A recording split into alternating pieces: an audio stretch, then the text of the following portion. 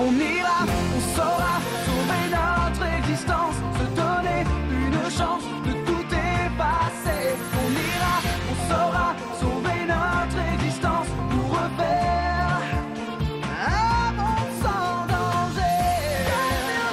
Tout reprogrammer, comme un monde sans danger. Comme tout reprogrammer, comme un monde sans danger.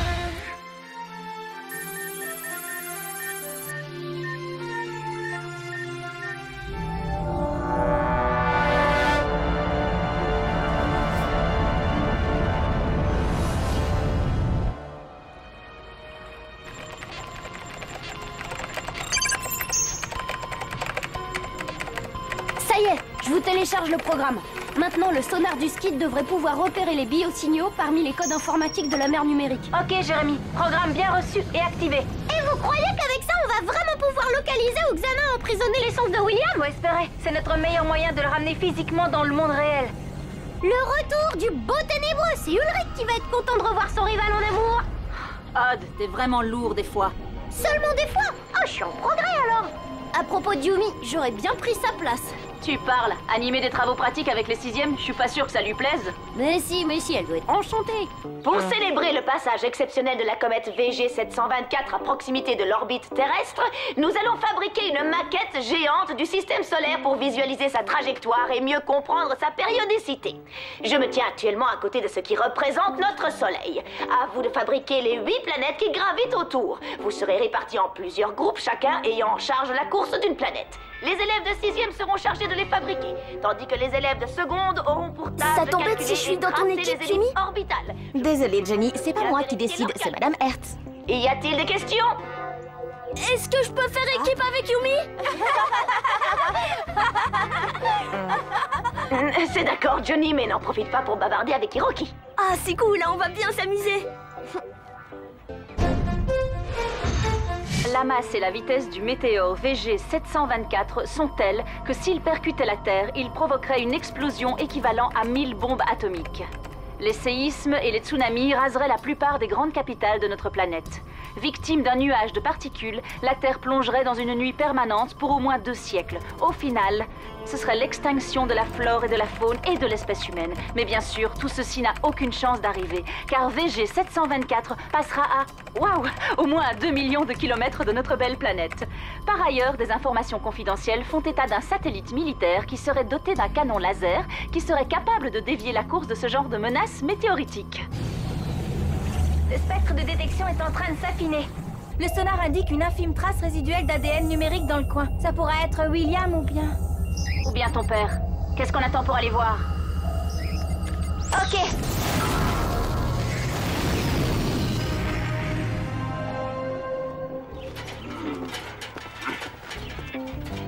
Tiens, voilà pour toi et pour toi. Voilà.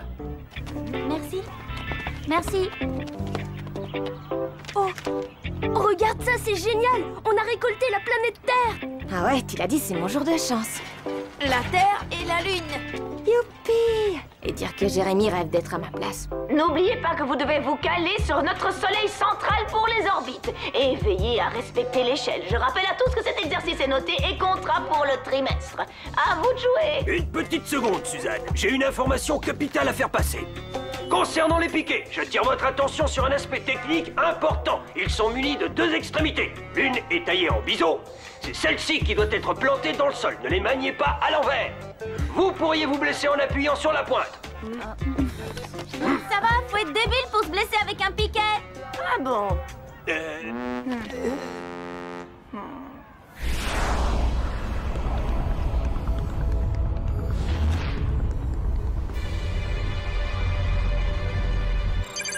Oh, pourquoi justement maintenant?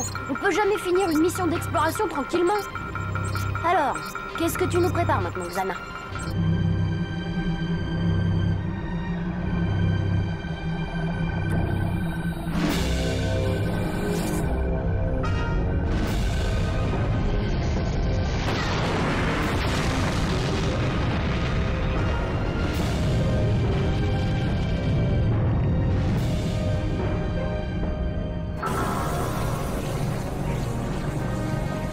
Désolée, Aelita, mais va falloir rentrer dardard sur Lyoko. Tour activé. Bien reçu, Jérémy. Je vire.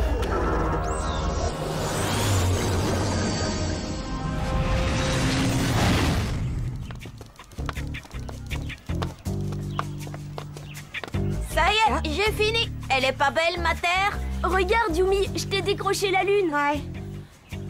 Bon, Hiroki, c'est quoi déjà le surnom de la Terre?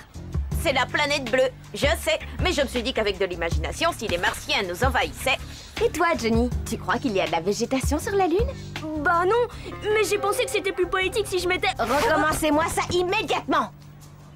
Me laisse béton. L'imagination et la poésie, ça lui passe là. S'il vous plaît, un miracle pour me sortir de là. Allô? Oui, Jérémy? Tour activé? Ouf! Merci, Xana. Hein? Bah, qu'est-ce que tu racontes? Non, c'est rien, j'arrive immédiatement.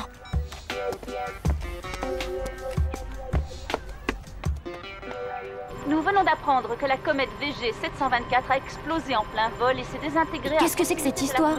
Après un tir du satellite... non, pour des raisons inconnues. Rectification. Les observatoires internationaux nous confirment que la comète se porte bien et va bientôt tranquillement s'écraser sur... nulle part. Elle va passer très loin de la Terre. Et de toute façon, on pourra la dégommer avec le satellite qui bien sûr n'existe pas. Tout ceci n'était qu'un poisson d'avril. Bonne journée et adieu. Je veux dire, à ce soir. Primo, on n'est pas en avril. Et puis Deuxio, c'est quoi ce charabia? Voyons. Programme d'observation spatiale. Cométoïde VG 724. Aelita, j'ai découvert la nature de l'attaque de Xana. Grâce à un satellite, Xana a réussi à dévier la course d'une comète. Ça va provoquer une pluie de météorites qui va s'abattre sur Terre. Quoi? T'en es sûr? Bah, en fait, d'après mes calculs, l'essentiel des résidus de la pluie de météorites se désintégrera en entrant dans l'atmosphère. Par contre, le plus gros éclat qui arrive derrière s'écrasera... Oh non! Sur l'usine! Jérémy, il faut que tu évacues le labo sans traîner! Ça ne servira à rien. Si le labo est détruit, vous resterez coincé dans la mer numérique. À la merci de Xana. Il faut plutôt désactiver la tour. T'inquiète, Jérémy, on va te faire ça rapidos. Sauf que ça n'empêchera pas la météorite de s'écraser. Exact. C'est pour ça que je dois rester au poste de commande, pour lancer un retour vers le passé avant qu'elle ne s'écrase. Ok, je mets la gomme. T'as un hub au nord-ouest de ta position, sous le manteau des banques de données. Compris?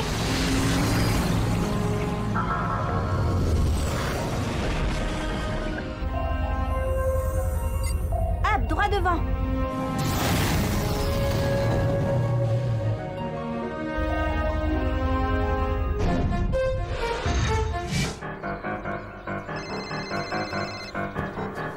Jérémy?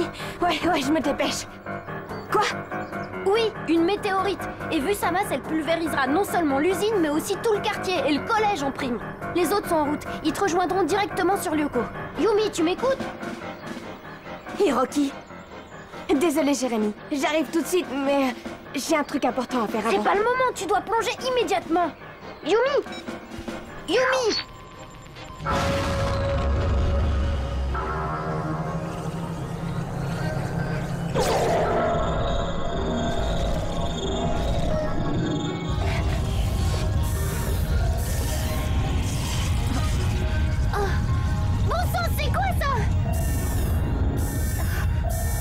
C'est un pare-feu, sûrement un cadeau de Xana. Je vais nous sortir de là.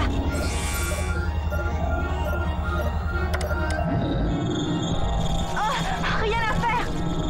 Oh, Jérémy, on a un problème. Oui, Aelita, j'ai vu ça. Je suis déjà au travail.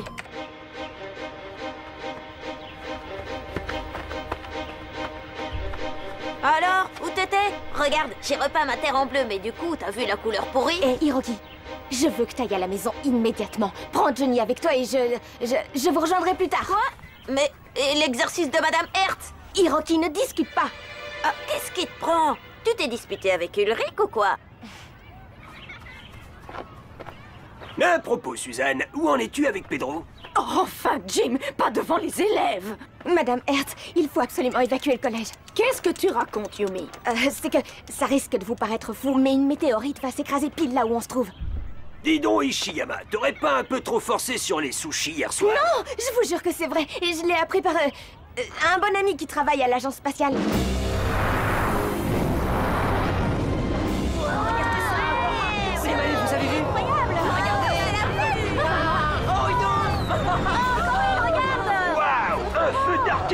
Non, Jim, il faut faire évacuer le collège.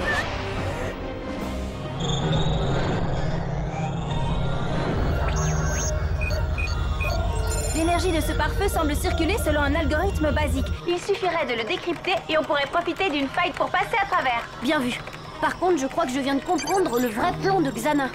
Bravo Einstein, t'as enfin compris qu'il cherche à détruire le supercalculateur pour nous empêcher de revenir lui mettre des bâtons virtuels dans les roues. Évidemment. Sauf que là, il a parfaitement choisi son moment. Bien sûr, en détruisant le supercalculateur, Xana détruira aussi Lyoko, mais aussi notre seule possibilité de retour dans le monde réel. Mais pourquoi il veut nous piéger ici? Pour toi, Aelita, c'est toi que Xana veut capturer depuis qu'on a recréé Lyoko. C'est ce qui s'appelle faire d'une pierre deux coups. Mais enfin, Suzanne, c'est absurde. Vous êtes absolument certaine qu'il ne pourrait pas s'agir d'autre chose, comme un feu d'artifice, par exemple? Je n'arrête pas de le lui dire, mais je crois qu'elle a abusé de verveine menthe. Je sais ce que j'ai vu, Jean-Pierre. J'ai vu une pluie de météorites. Il faut mettre les élèves à l'abri maintenant. Bon, dans le doute, je veux bien faire évacuer le collège, mais je veux absolument éviter la panique.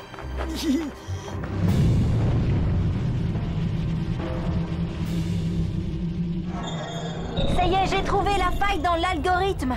C'était simple comme bonjour. Le système surcompense les poussées, mais met 3 millisecondes à inverser la polarité. Mais oui, en synchronisant la poussée initiale, t'as une chance de neutraliser la distorsion sinusoïdale. Traduction? C'est le principe de l'élastique. Accrochez-vous.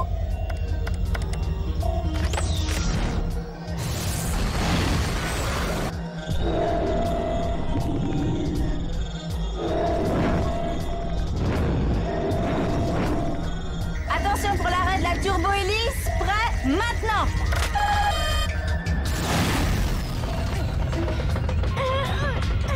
On est passé, Jérémy! Bien joué, Aelita. Maintenant, rejoignez le hub. Il faut atteindre Lyoko le plus vite possible. Roger! Ça va, tout le monde? Il y a mon petit déj qui joue au yo-yo, mais sinon ça roule. Ah, il risque d'arriver trop tard. À moins que... Mais oui, si je réussis à reprendre à Xana le contrôle du satellite, même pour une minute, j'aurais peut-être une chance de dévier à nouveau la météorite. Alors voyons. Programme de défense. Données confidentielles. Mot de passe, c'est un jeu d'enfant ça.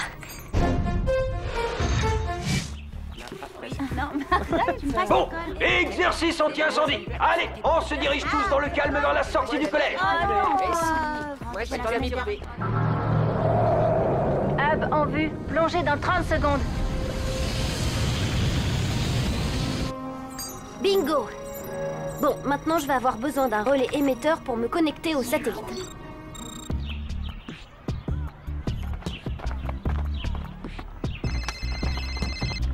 Jérémy?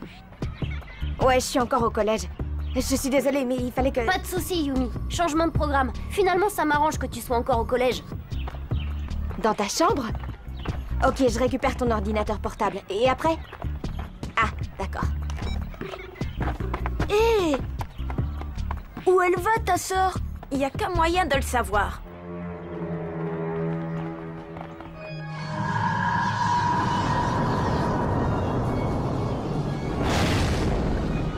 Tu y es, Aelita? J'entre les coordonnées de Lyoko. Attention, accélération à haut débit dans 3, 2, 1, 0.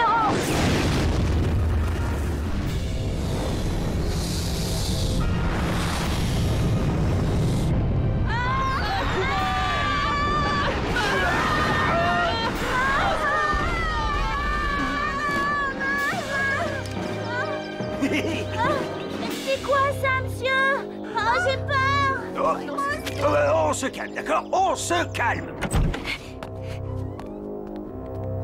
Jérémy, ça y est, j'ai récupéré ton ordinateur. Va sur le toit du bâtiment des sciences pour le raccorder à l'antenne. C'est parti. S'entraîner. Allons-y.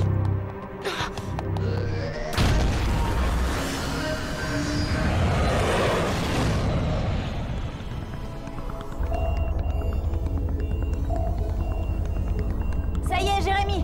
Nous sommes de retour sur Lyoko. Où se trouve la tour activée? Secteur 57-42. Roger.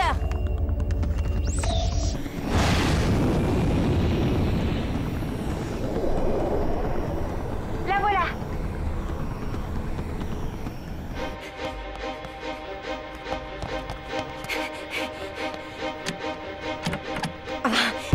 j'adorerais ça. Porte blindée contre cheville. Moi, je parie sur la porte. Qu'est-ce que vous fichez ici, tous les deux?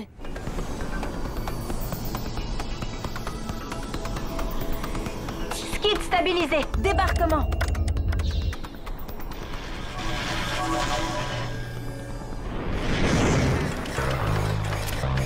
La tour n'est qu'à 50 mètres. Il nous reste combien de temps, Jérémy? Suffisamment.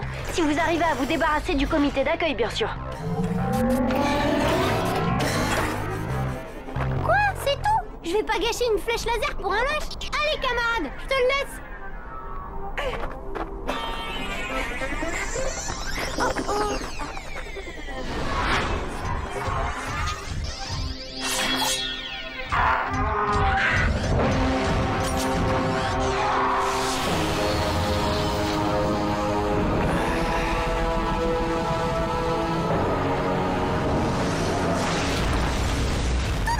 Elle m'a l'air très loin, cette tour. C'est peut-être à toi de nous expliquer ce que tu fabriques. J'ai pas le temps, les mioches. Retournez en bas avec les autres. Nous, on sait ouvrir la lalère. Arrête de raconter n'importe quoi, Hiroki. Si on te le dit, c'est vrai, on sait ouvrir toutes les portes. Eh bien d'accord, ouvrez la porte si vous êtes si fort. Ok, mais d'abord tu nous dis ce que tu magouilles. Hein? Oh, et puis après tout, une météorite va s'écraser sur le collège. Et si je ne connecte pas immédiatement cet ordinateur à l'antenne du toit, Jérémy ne pourra pas utiliser le satellite qui permettra de la dévier, c'est bien clair. Une météorite. Pas mal. Bon, maintenant dis-nous la vérité. D'accord, on va l'ouvrir. J'y crois pas.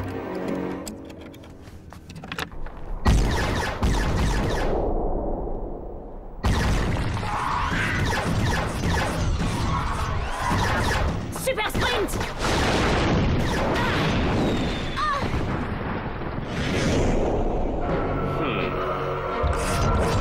Flèche laser! C'est chaud. Normal, c'est le désert. Ça va mal. On n'arrivera jamais à passer. Faut jamais dire jamais. Ça y est, Jérémy, je suis sur le toit. Comment est-ce que je procède? Parfait. Trouve le câble de l'antenne. Ça y est, je l'ai. Bien. Maintenant, tu le coupes bien droit et tu l'enfonces dans la prise bleue à l'arrière de mon ordi. Pas le temps de le dénuder. Tu n'auras qu'à le maintenir très fortement appuyé, ça devrait suffire. C'est bien gentil, mais j'ai pas de couteau. Ah.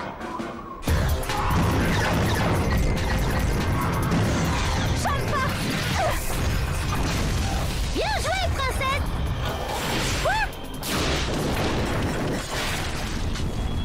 Va falloir changer de tactique.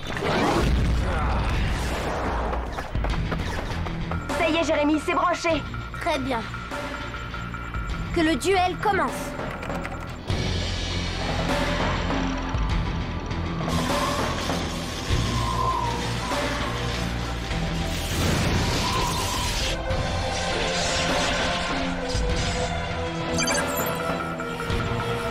Saleté de Xana, tu m'as repéré.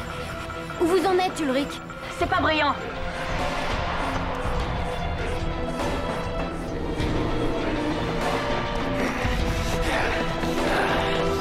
Reste derrière nous, Aelita.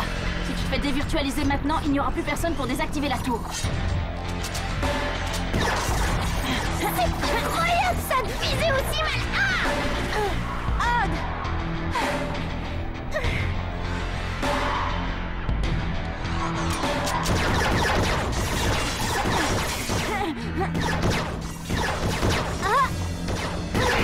C'est drôle, les tarentules ne m'ont pas visé une seule fois.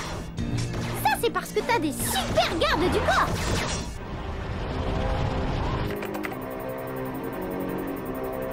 Non, trop tard.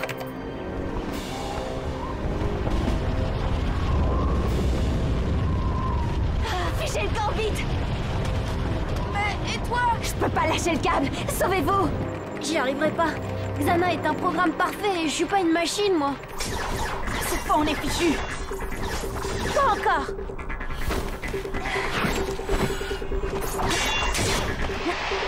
Qu'est-ce que tu fais? Je force Xana à choisir.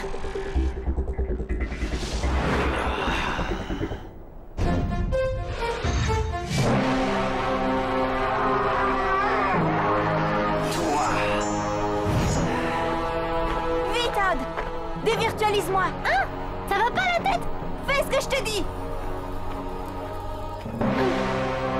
Odd, Aelita a raison, c'est notre seule chance.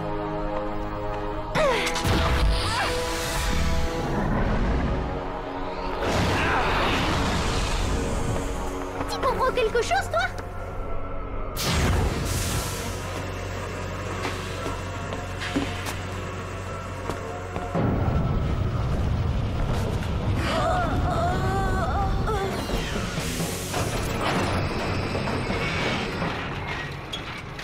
Pour gagner, il faut parfois savoir perdre. Pourvu que Xana l'ait compris.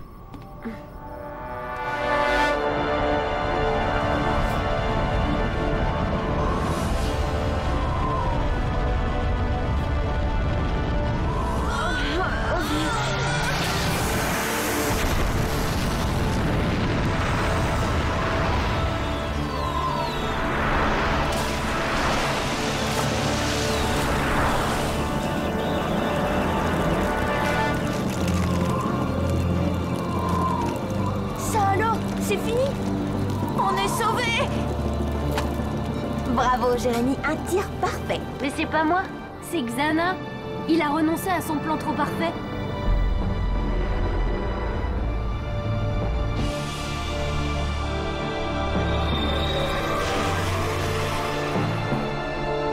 Xana voulait encore plus mettre la main sur moi que détruire le supercalculateur. Moi, sur Terre, il ne pouvait faire les deux.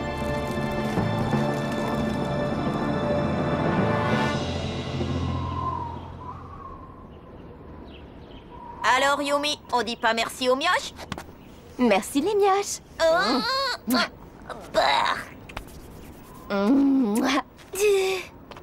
C'est exact, vous m'avez bien aidé aujourd'hui. Ça, je ne manquerai pas de te le rappeler. Oh ça, faudrait que tu t'en souviennes. Retour vers le passé.